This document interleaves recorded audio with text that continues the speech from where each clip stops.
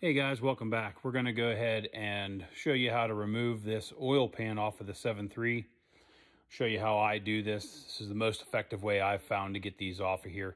So we're going to go ahead and get this shot for you, and you can see how I do this, and hopefully it'll help you guys out.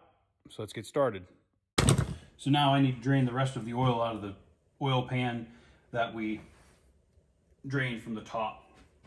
So we drained these down using the oil rail plugs, and those drain down through the heads into the oil pan. So we'll go ahead and drain that oil back out again. So we drained it once in a previous video. So this will show you how much oil is really left in this engine when you do an oil change.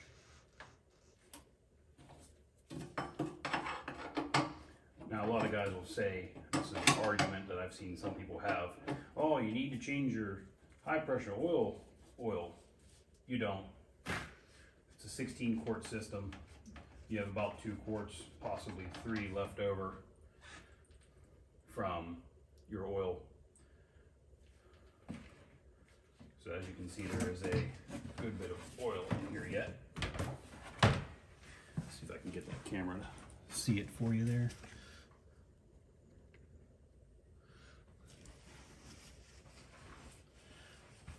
So you can see there was oil still left in that engine, even though we had drained it previously. That's all from the high pressure oil system. So that's all stuff that we drained out of the rails and then let fall to the oil pan so that we could replace all those O-rings. So we'll let that drain for a little bit, and then once it's done draining, we'll flip it over and start getting that oil pan off. Okay. So we have this thing flipped over here, still leaking. The Daytona gear-driven engine stand was exceptional for turning this over. Much, much easier. So this is why you gotta be careful on the oil pans with the 7.3s. So you can see all this flake. Okay.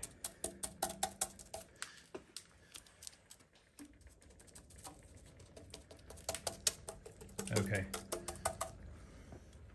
If you have your 7.3 out of your engine, out of your truck, change the oil pan. I've used a Moroso one. I've used OEM ones. I honestly prefer the OEM ones. They seem to be a little bit better, having had them both, you know, in my possession, used them both, installed them both. So the fun part about this is the only way to do an oil pan on a 7.3. This is the only right way to do an oil pan. Is engine upside down, take it off. So I'm going to show you how I get these off. Now, we're not reusing this pan, so if we damage it, it doesn't matter. The only thing is these are RTV'd on. It's the only thing that holds this oil pan on other than the bolts. That is your gasket. So they suck to get off, especially if you want to reuse your pan. So we're going to show you today how to get that oil pan off of there, and I'll show you the tricks that I use to get it off of there. So go ahead and cover that. Could be lengthy, might come off easy. We'll just have to wait and see. So these are 10mm, and sometimes you have to use a swivel if you don't have a long enough extension to get to these because they are deep, or you can use a swivel extension, which I think that'll be the ticket for today. I've used both. I've used them whichever way. So go ahead and take these out. So like I said, there's RTV on these. Don't lose these. These are specific to the oil pan.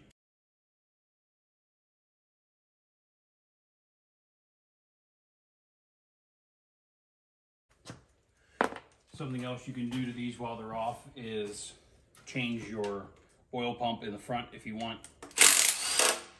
You just have to remove the crank harmonic balancer. So like I said, don't lose the bolts like I just dropped that one.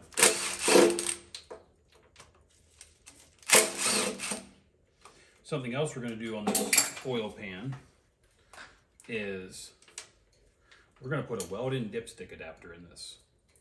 So if you buy an oil pan from Ford, that extension is going to get this. If you buy a new oil pan from Ford, they give you the oil adapter to put back in, a new one. That's entirely up to you if you want to use that.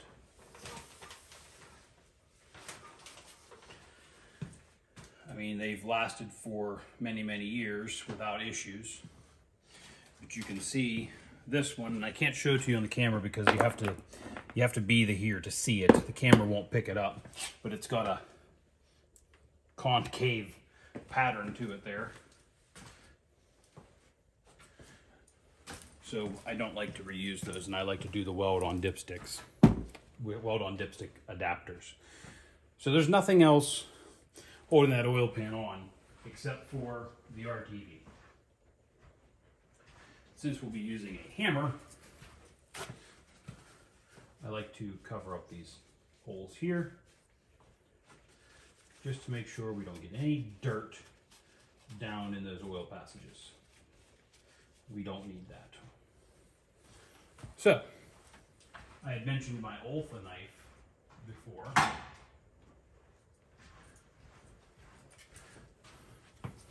So what I like to do is I'll take the knife like it is. And you can see that this one wiggles a little bit here. It's a little worn out. That is for me taking off oil pans. So I'll get it stuck out here like this. And I will drive that in between the block and the oil pan.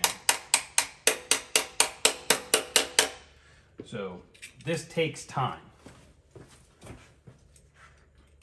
So what else you can do is come across, and I'll move these bolts out of my way because they are going to be in the way. These are for the engine mount. So you can come across here and score this as best you can. And you can see that excess RTV coming out of there from the original gasket. So sometimes you can get right in between where the bolt holes are.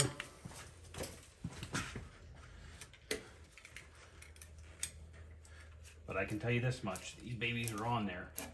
So you can keep working your blade in there. Just working yourself between the oil pan and the block. So once you get it started, then you can score anywhere you want to score.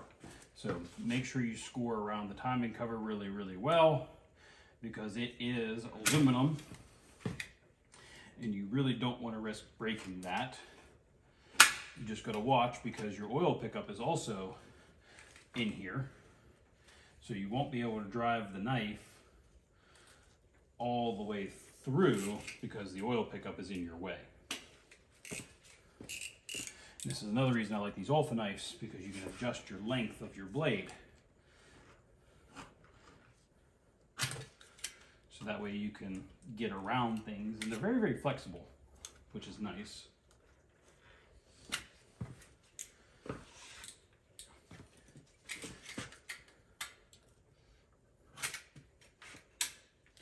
But if they put this oil pan on good at the factory,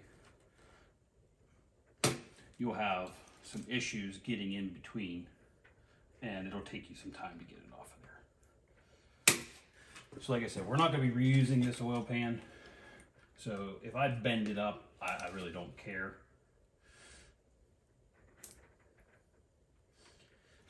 So I have actually driven punches in here, which I will probably end up doing with this, because this oil pan is trash anyway. But how I started that was driving that knife in between with the hammer. If you do that, You can reuse your oil pan as long as you are careful.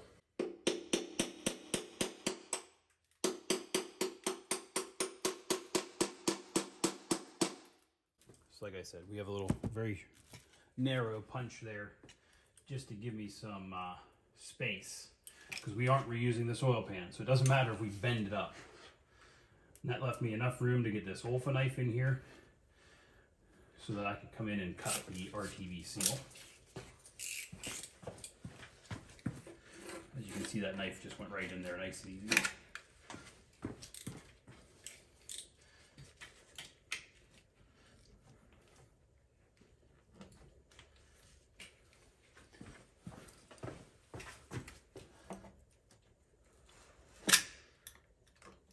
So it's a little tighter back here. So since we got it cut up there, pull that out. We'll go ahead and drive it in here.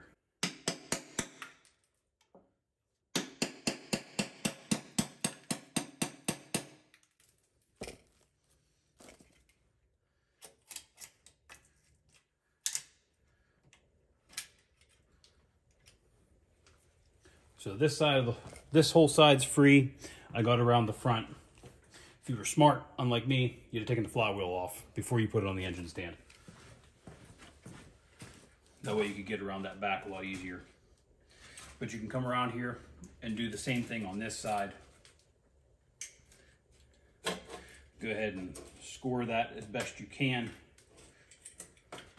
Try to get your blade in there as best you can so that you're releasing as much of that tension as you possibly can before trying to drive something in there, such as a chisel.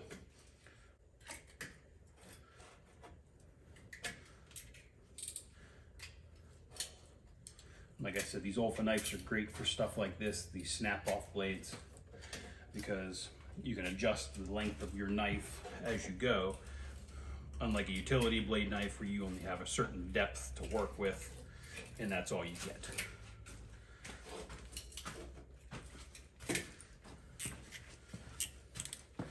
So we'll go ahead and get another chisel here.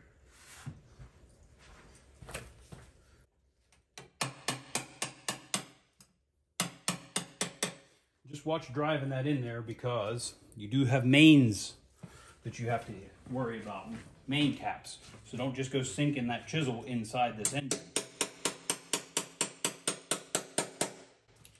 That's the last thing that you want to do, is get your chisel in there and mark up a main, or even worse, sink it far enough to where it will hit your crank.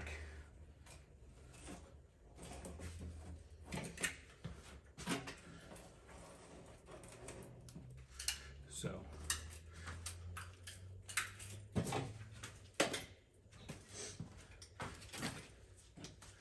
we about got this all loosened up here. There's just a little bit holding it. Just grab another sharp chisel.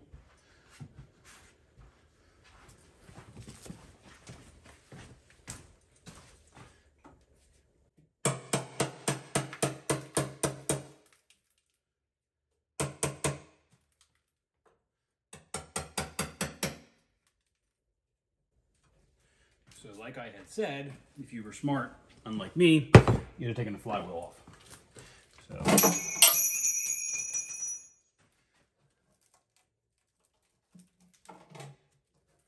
now here's the fun part. You got a rusty oil pan that you have to be very, very careful with so that you don't get a bunch of dirt in your crank or inside your engine.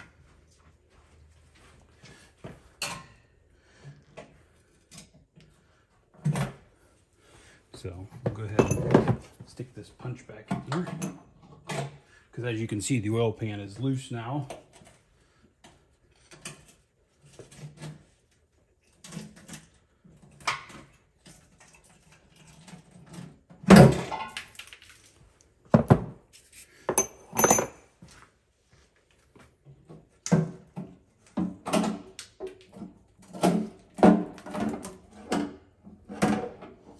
And I'm currently fighting the stupid dipstick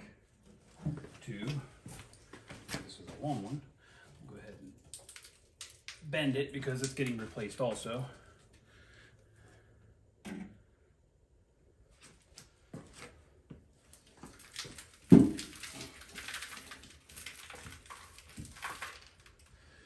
And there you go. You got a oil pan off. So removing the oil pan out of the truck, much, much easier. So now I'm going to show you something. Let me wipe the oil off my hands here. Oil pan in the truck.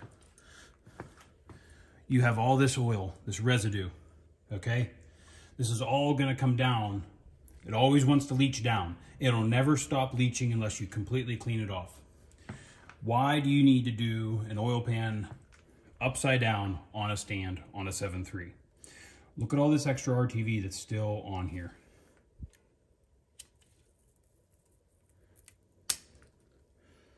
You have to get all of that off. You have to make sure that this is 100% clean. You need to make sure this is 100% dry. So as you can see, still a lot of RTV that has to come off of there. And this also gives you an opportunity to inspect and see what your crank looks like, how do your rods look. You can see down in the cylinders, and some of them, you can rotate this over and look at the cylinders on the bottom sides. You know, that way you can see the health of your engine. But getting this cleaned up inside the truck, when your cross member is from here to here, you can't get this clean very well. You can't get this clean very well. You have engine mounts in the way, okay? So you can see me just messing around with this. There's oil here, okay? So that oil is there. You can clean that off, but as soon as you go to put that new pan on there, that oil could have come back down and ruined your new seal. Okay, so I got this all cleaned up. I like to cover this really well. I used paper towels this time, but you can see I got this all cleaned up. I had to do this back corner with a scraper and a handheld little piece of Scotch-Brite, but got all the old RTV off of here with minimal dust and minimal issues. So nice and clean. Just needs to be wiped down with some brake clean before we go ahead and put the new oil pan on. So that'll be it for this one, except for two things. There is a zip tie in there. See it? Don't know where that came from, but it's in there. So I gotta pull that out. And then I was telling you about the oil pan adapter. So here's your oil pan adapter. You can see how it's got like a bowl design to it there. Yeah, it's supposed to be completely flat, completely flush. It is not supposed to be pushed away from that oil pan at all. So that is why I do not suggest using the OEM Ford type of oil pan adapter. And like I said, it's hard to tell, but this side is equally as bad. However, this side doesn't have the O-ring, so it's not the O-ring pushing on the outside. It's physically the O-ring pushing on this inside flange, and it's pulling the inside of the adapter inside the pan. So even if you were to pull this apart and install a new one, there's a good chance that this oil pan is warped right here and won't seal correctly ever again. So that is all I have for you guys today on this engine. Wanted to get some oil related things covered as far as getting the oil pan off and getting those adapter or those O-ring plugs put in and changed. On the next video, I'll show you how I set the oil pan on here and get it aligned to make sure that we get the correct orientation for the welded-in adapter. And I'll get that welded in for you, and we'll get this oil pan bolted on. I'll go over that with you, and then we'll go over some other stuff that we're going to do with this engine. So I appreciate you guys watching. I'd really appreciate it if you subscribe and watch my other videos following some 7.3 and OBS content. So thank you for watching, and we'll see you on the next one.